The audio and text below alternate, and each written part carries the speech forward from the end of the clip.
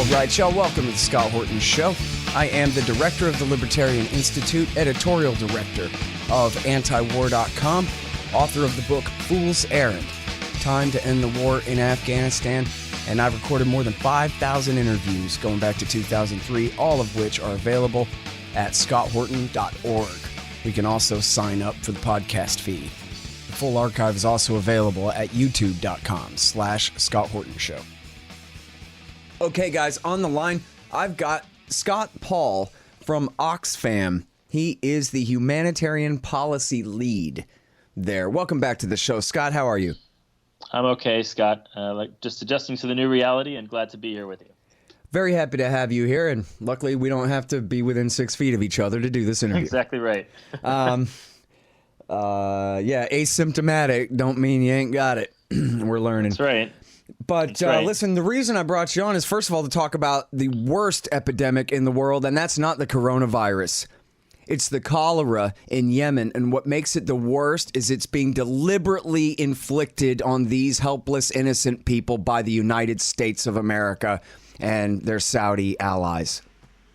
So I was just wondering, I saw that you guys had put out a press release a week or so ago, a couple of weeks ago, saying here comes the rainy season, and huge concerns from you medical types about what might happen with another cholera outbreak in Yemen, which would be the third major one, I guess, since this war started 5 years ago, correct? Yeah, that's right. And, we're going to keep doing this every year until there's a political settlement in Yemen.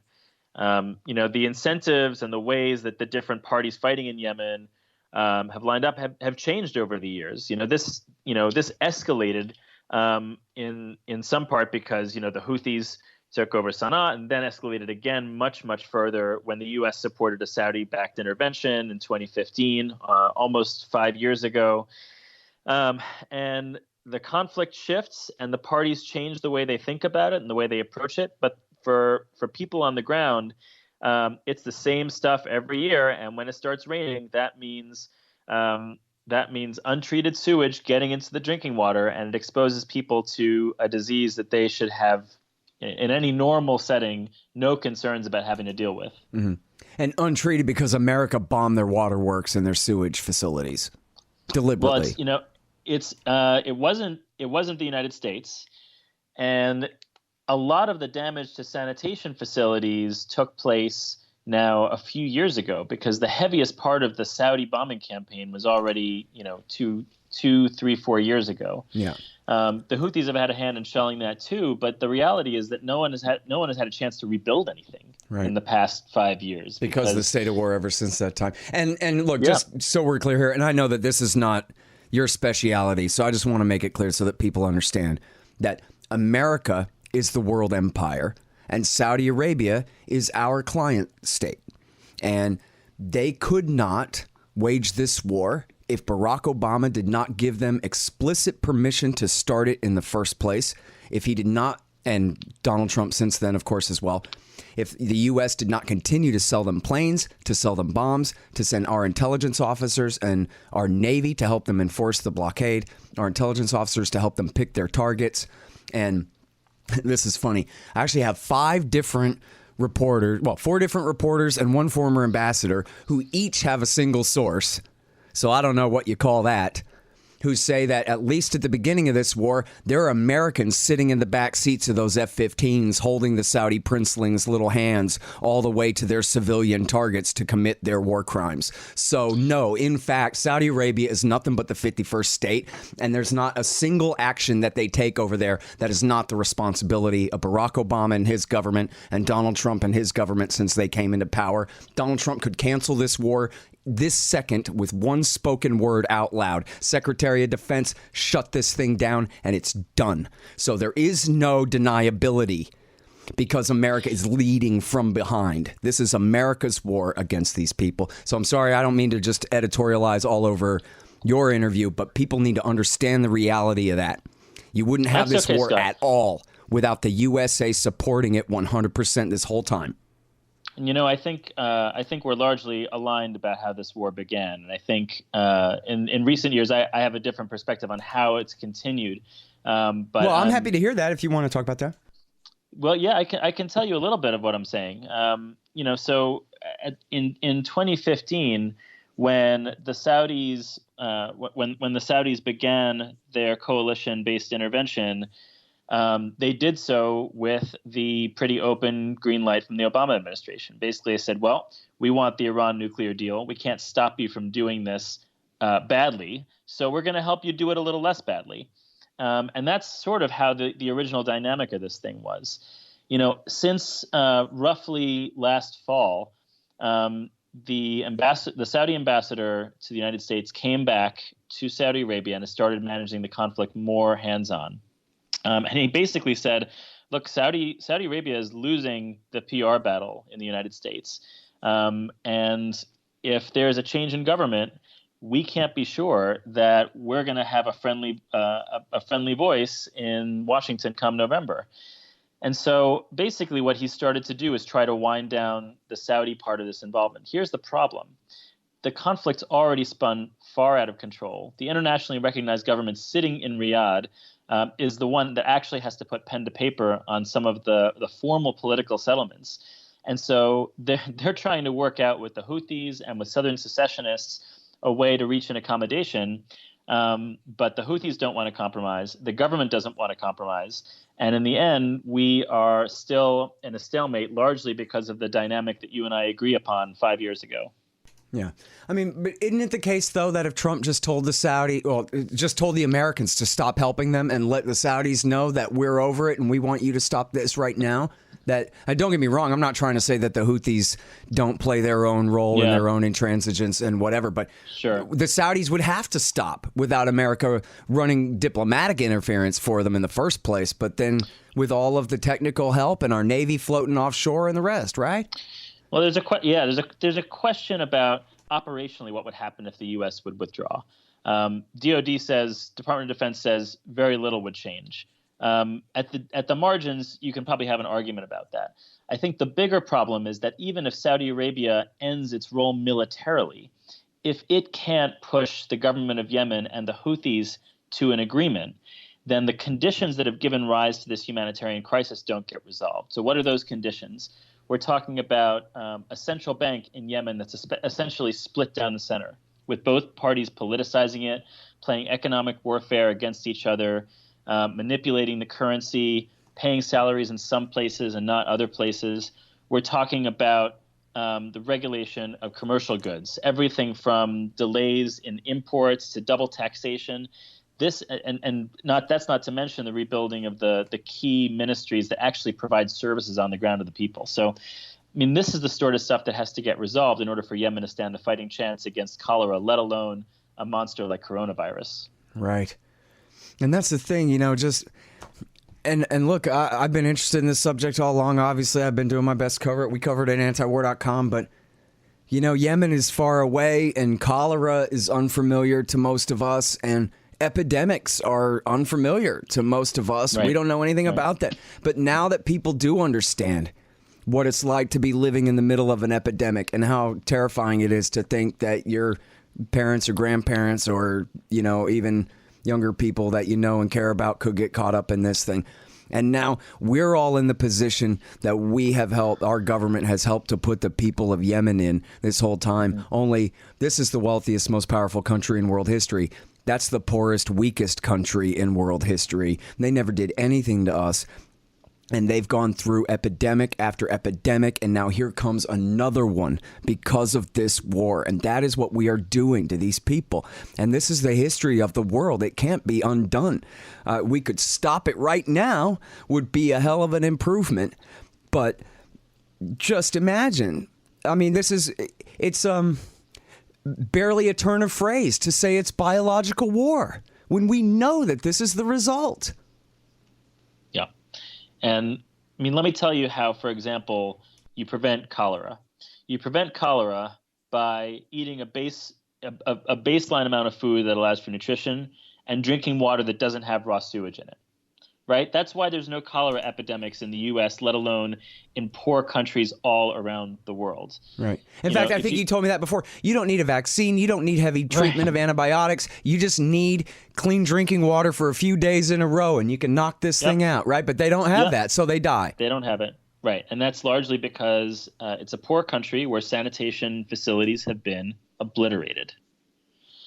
So now, you go to a hospital in Yemen, and by the way, over half of the health facilities in Yemen have been damaged or destroyed since the beginning of the war, and those largely have been by Saudi airstrikes. But you go to one of the remaining hospitals in Yemen now, and here's what you see: you see people sharing hospital beds. You see 2 adults or 4 children to a hospital bed. You see other people waiting to be treated in a chair or on the floor, and then you see other people waiting outside because there isn't enough floor space. That's what the hospitals look like before coronavirus. Can you imagine what it's going to be like when inevitably someone brings this absurdly contagious pathogen into a society that has no capacity to deal with even basic Stone Age-like disease?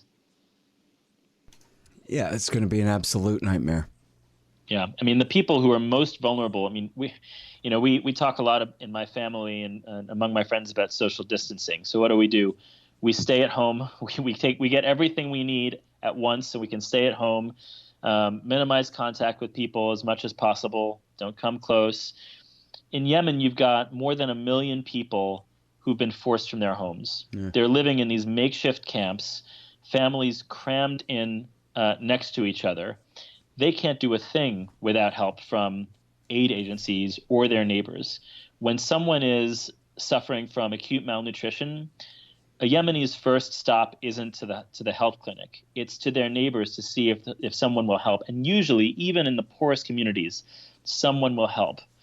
But imagine a scenario where you can't even go door to door, or you risk your life and you risk the life of everyone in your community. It's unthinkable. Hey guys, Scott Horton here for Mike Swanson's great book, The War State.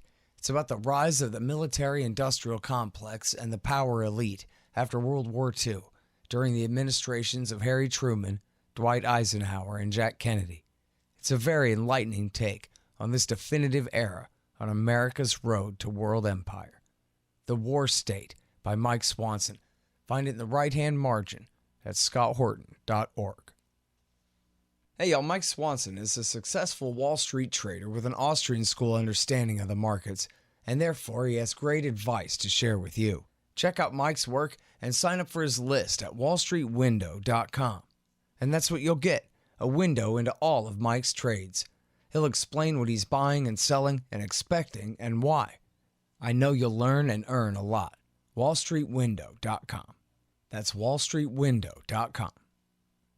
And now another big difference here too, and we're putting off the cholera and putting off the COVID and getting back to the cholera for a second, is in this COVID, one of the things that makes a lot of us feel better is that it doesn't seem to be hitting kids very hard. Now, babies are vulnerable, and that's a real problem. But mostly if you have a 10-year-old, TV is saying that, things might be okay. But in the case of cholera, no, it's the young are absolutely just as vulnerable. So they're not just having to be terrified and fear for the death of their elderly parents, but for their young babies too.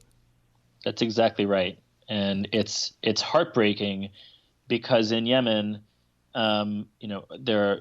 people are making choices about which of their kids they can afford to keep alive. As a parent, that's I can't even contemplate what that would be like. But it's inevitable because it's adults who earn the money, and it's the kids who have the most weak immune systems. So that's who's going to get, and after kids, it's women who are going to eat least and eat last.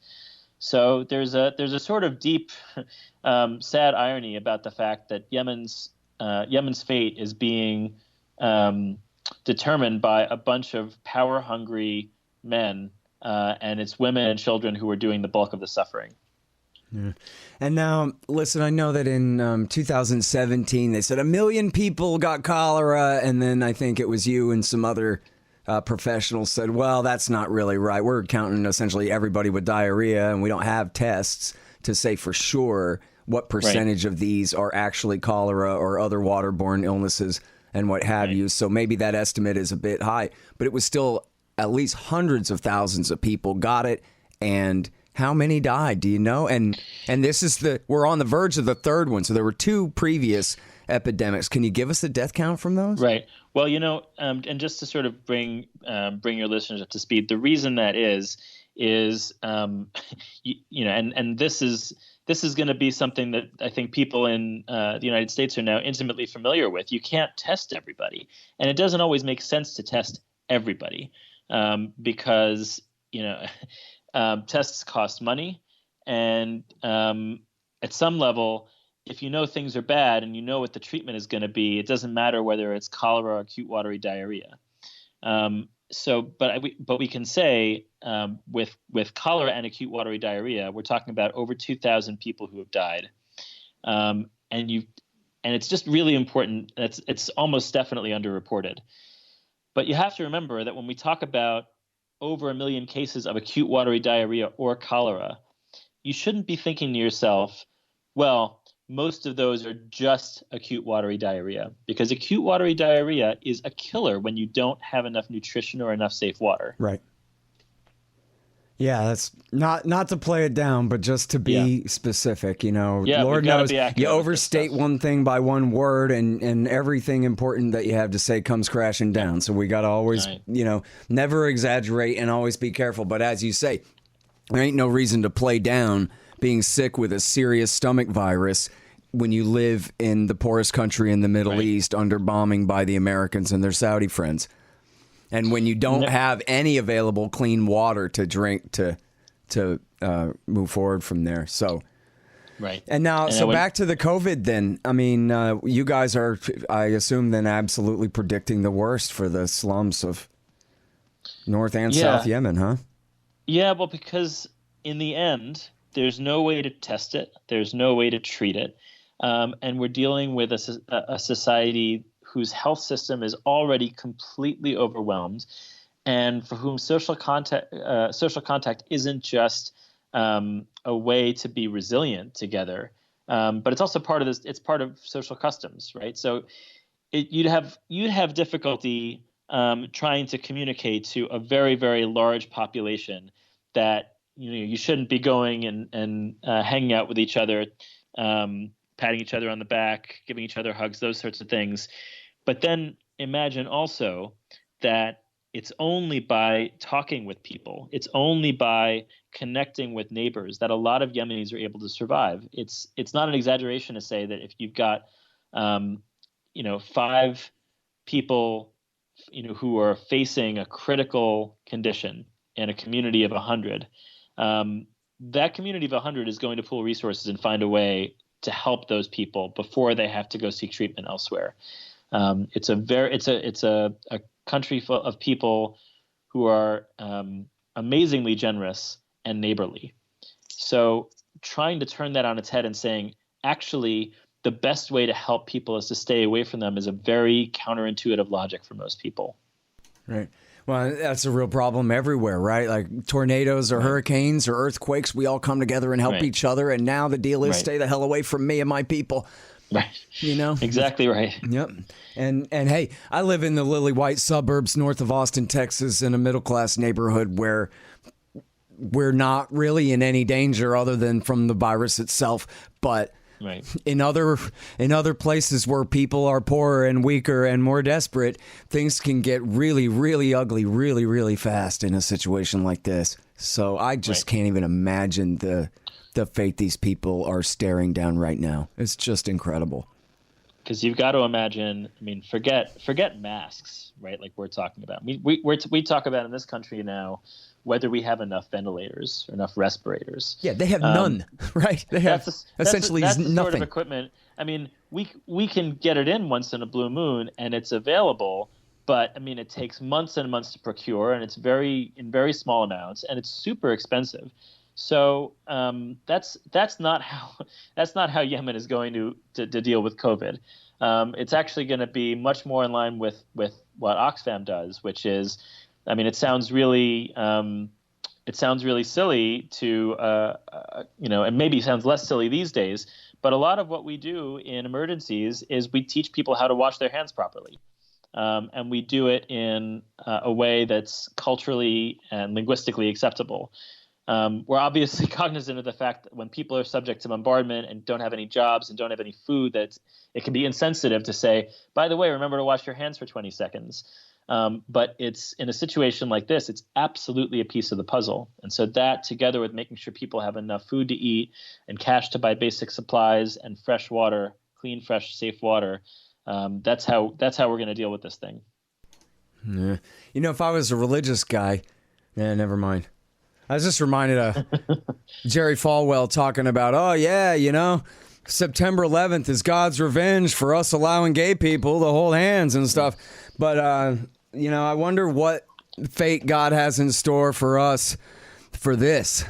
Jefferson said, I tremble for my country when I reflect that God is just and his justice cannot sleep forever. And this is a situation where to this point, the people we're hearing about in this metaphor who are subject to God's justice, let's say, are the rich and the powerful. But then again, that's because they're the ones who travel most and they're getting tested first. There's going to be a time. I believe there's going to be a time. Oh, yeah. It's coming to Gaza, too, man. I mean, yep. I was just talking with Phil Weiss earlier about, luckily for them, they're under siege and no one can come in and out, but that's not going to last. No. Something's going to happen. There's going to be a time when wealthy countries have gotten this more or less under control, and it is going to be rippling through the communities that can least afford to deal with it and have the fewest coping mechanisms. That's one of my biggest worries about this. That's a nightmare. Okay, so now let me ask you about this too. Politically speaking, you mentioned the Southern secessionists, so they control, as far as I understand, they control the port city of Aden, and then you have the Houthis control the capital of Sana'a and all the land north of there and west to Hodeidah and the port on the Red Sea.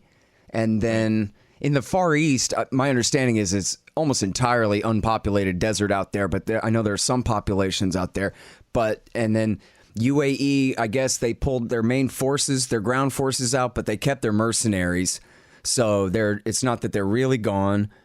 And I'm not sure the status of Saudi forces on the ground there. I guess last I heard they'd been run out of that main town east of Sana'a, which was the hotbed of the Muslim Brotherhood support for the UAE's efforts there. But I wonder, when you talk about the government, they all do this, the government. We're talking about a hotel room in Riyadh, right? I mean, they still call the Houthis the rebels, even though they seized power over the capital city 5 years ago.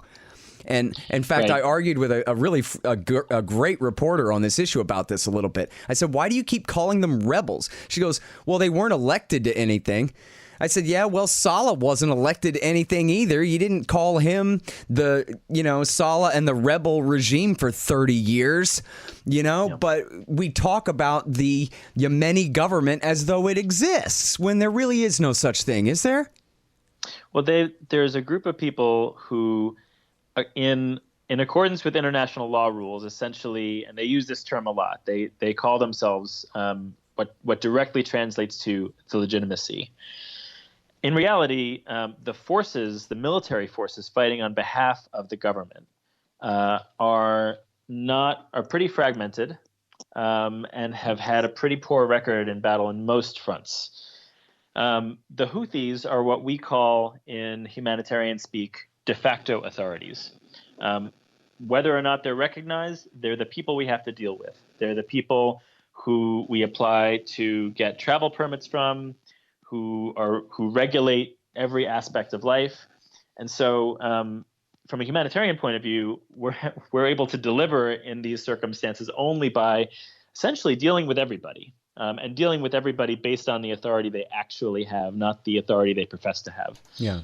So we deal with the government, we deal with the Houthis, And we deal with a whole bunch of other sort of sub-regional armed groups and authorities that are aligned with one or the other of those groups, either tightly or loosely. But it's a patchwork. Yeah. So can you give us an update on the commercial traffic in and out of the Sana'a airport, if there's any, and also the Hodeidah port, which I know is the primary source of trade and food for the people of the north, and for that matter, tell me about Aden too. I mean, is anybody trading and bringing food into these poor people besides the aid organizations at this point? So I got some good news and some bad news. The good news is that the Hodeidah agreement, which was agreed a year ago, in December 2018, very, very, very basic and vague agreement to stop fighting around Hodeidah port and Hodeidah city and to some extent governorate. That agreement is on life support. Why is that good news? Because people have been saying it's been on life support ever since the ink was still wet on the paper. And what that means is that there is some tit for tat military activity there, but basically the collective outrage of the international community has succeeded so far in making sure that commercial and humanitarian goods can get through that port and get to most of the country. So it's coming in. It's coming through Aden also, but Aden port is able to accommodate less goods. Now the bad news. The bad news is coronavirus is coming soon to a country near you, and so all flights have now been shut down, even humanitarian flights. There are humanitarians in who can't get out. Has it been running lately for, like, say, the last half a year or so? You have had trade coming in and out? Commercial flights only through Aden, and through other smaller airports in the east. So they've not been allowed to fly in to Sana'a, and that's because of the Saudis, not because of the Houthis, right? That's right. It's the Saudis and the government of Yemen, the internationally recognized government, that have not allowed those commercial flights. And that itself has been a real killer for a lot of people. They actually only allowed a medical air bridge out of Sana'a in February. What that's meant is that 30 people have been allowed to fly to Cairo for treatment of preventable disease. Meanwhile, tens of thousands have died waiting for that air bridge to open up. And it should go without saying that people should be allowed to fly if they can afford it and if other people can help pay their tickets. It's an unnecessary, really inexcusable killer for Yemenis. And when it comes to trade at the Hodeidah port, can you compare it to pre-war? It fluctuates every month, but happily things are coming in there less than they were pre-war, a lot better than they were, say, 2 or 3 years ago. But does anybody have any money to spend on things people are trying to export to them? And this is the big part of the problem. Even when there's a de-escalation in the conflict, unless there's a real political settlement, people's situations don't get better because they're not getting jobs. Their money is worth less and less because inflation keeps spiraling. Yeah. The prices of these core household goods keep going up. Yeah. So that's I mean, when I just am asked how are things going in Yemen, the first thing I look to is the exchange rate.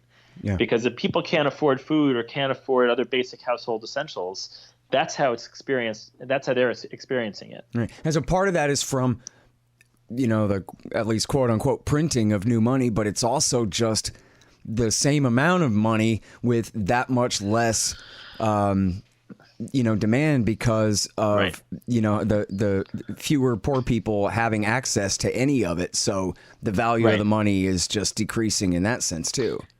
Exactly. And if you want to get a sense of the war as a little microcosm, just look at how both the government, the recognized government, and the Houthis have dealt with money over the past 4 or 5 months. This new money was printed, but the government of Yemen said, that's fine. We're still not paying most salaries in areas, government salaries in areas the Houthis control. And the Houthi says, well, fine, we are not going to allow the newly printed notes to be used in any territory we control. And so it's just, it's a kind of tit for tat that has that has no consideration for what a person not associated with this conflict is going through. Right. And that is what that person is likely going through is life and death choices on a daily basis. Right. And the thing about inflation like this, it's not just that it makes it so difficult for poor people to keep up with the cost of living like that, but it means that anybody who even has any real savings or any businessman who ever would have had the ability to maybe invest in an important new project, all that savings is obliterated by the inflation. And so there's no capital. It just destroys capital. Yeah. So how can anyone invest in a new project if their $1 million is now worth 10,000, you know? Yeah. If you ever want to explain this to another guest on your show, Scott, all you have to do is say Yemen is humanitarian crisis by economic collapse. And obviously it's, you go into a much broader sort of political economy approach to explaining how we got there. And that it's driven by the war. It's driven by decisions that people are making with total indifference to how people are getting by day to day. Right. But people are suffering because of a national economic collapse. Right. And you know what? As Jeremy Sapienza once said, every central banker on the planet only knows how to do one thing, print money. They don't know how to not do that. That's how they are. That's how they're stuck. Look at what's going on in our country this week. Right. They're stuck like that. Maybe you could slow it down somehow or something, but to them, that's the solution to everything. In fact, when Venezuela had their hyperinflation, there were funny reports that were saying that, they better keep printing more money so the government can afford these escalating prices. And that's in the American media. That's not even the Venezuelans. That's the Americans seemingly analyzing the situation down there. They don't understand. And it just makes it so much worse. Yeah. Implicit in that quote that central bankers only know how to print money, you're already implying that and they know how to pay the bills, right? Like really, really basic stuff. This isn't policy. This is basic functions. Yep. And when the most important bill you have to pay is the roughly quarter of the country dependent on public service government salaries, then you're failing your very basic responsibilities. Yeah. All right. Well, man, leave me some good news here on the diplomatic front. Tell me this goddamn thing is winding up here, Scott. I hope so. I can't say I'm optimistic. The good news, like I said, that Hodeidah agreement has been on life support since the day that the treaty was inked. Yeah. But it's still on life support. It's still working. It's still protecting supply lines and people. And everybody's talking with each other. The Houthis are talking with the Saudis. The government of Yemen is talking with the Southern Transitional Council, the secessionists in the south. All the right conversations are happening. They just need a really, really, really big internationally unified push. And they need permanent member states of the Security Council, the United States in particular, to devote a little bit of time to just say, you all need to cut it out and you need to figure out a nationwide ceasefire and a political settlement. We haven't seen anything like that kind of effort under either the Trump or Obama administrations, but hopefully we'll get there.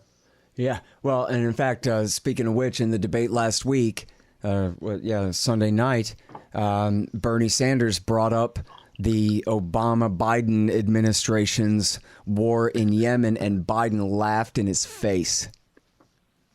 So here Donald Trump probably has this thing on autopilot, hasn't probably even thought the word Yemen in a year and a half, doesn't give the slightest damn, and he's running against Joe Biden, whose fault this is, and who thinks it's hilarious and couldn't care less. Fingers crossed we figure it out. Man, that's Scott Paul at Oxfam, you guys. Thank you very much, Scott. Thank you. My pleasure. Thanks for having me on. The Scott Horton Show, Anti-War Radio, can be heard on KPFK 90.7 FM in LA, APSradio.com, antiwar.com, scotthorton.org, and libertarianinstitute.org.